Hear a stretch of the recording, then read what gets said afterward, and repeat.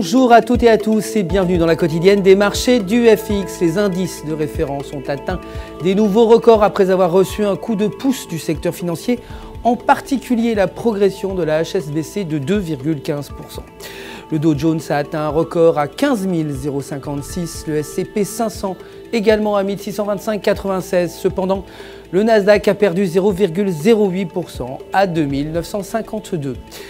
Le dollar américain a terminé mitigé face aux devises principales après une journée plutôt calme sur le marché des devises. Le dollar américain était toujours affecté par les données macroéconomiques en Australie, en particulier après que la Banque centrale d'Australie ait baissé le taux d'intérêt de 0,25%, passant de 3% à 2,75%. L'or a chuté hier et a clôturé autour de 1450 $ l'once. Le pétrole brut a clôturé à 95,40 $ le baril. Aujourd'hui, le stock de pétrole est attendu à 2,1 million, contre 6,7 millions la semaine dernière. L'euro s'est renforcé face aux devises principales après que le président de la BCE, Mario Draghi, ait déclaré qu'il était prêt à abaisser à nouveau le taux directeur si cela était nécessaire à la relance de la croissance économique. Auparavant, la paire euro-US$ avait chuté à 1,3070, fournissant un bon support la semaine passée.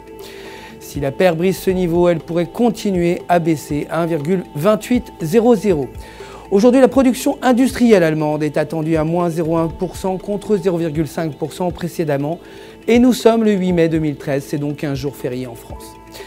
La livre sterling s'est légèrement dépréciée face au dollar américain en raison d'une faible liquidité. Sur le graphique journalier, la tendance est haussière, mais cela pourrait changer si la paire teste la résistance à 1,5600. Si le prix tombe à 1,5440, la livre continuera à baisser vers 1,5350, soit 61,8% du retracement de Fibonacci.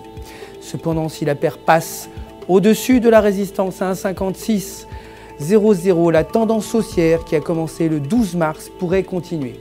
Aujourd'hui, l'indice des prix de l'immobilier Halifax est attendu inchangé à 0,2%. Pour terminer, le dollar australien s'est déprécié face aux devises principales au moment où la Banque centrale australienne a baissé le taux d'intérêt à 2,75%. La balance commerciale est meilleure que prévu à 0,31 billiard contre 0,2 billiard. Selon le graphique journalier, la paire dollar australien, dollar américain bénéficie d'un support à 1,0100. Il semblerait que si la paire ne le brise pas, elle pourrait expérimenter une inversion à 1,0250. Aucune donnée économique majeure n'est attendue pour aujourd'hui. Voilà, c'est la fin du flash. Merci d'avoir suivi. Je vous retrouve demain pour un nouveau point sur les marchés financiers. D'ici là, restez avec nous sur www.ufxmarkets.com/fr pour tous vos besoins de trading. Votre conseiller personnel répondra à toutes vos questions. Le centre d'assistance du FX vous souhaite une excellente journée de trading.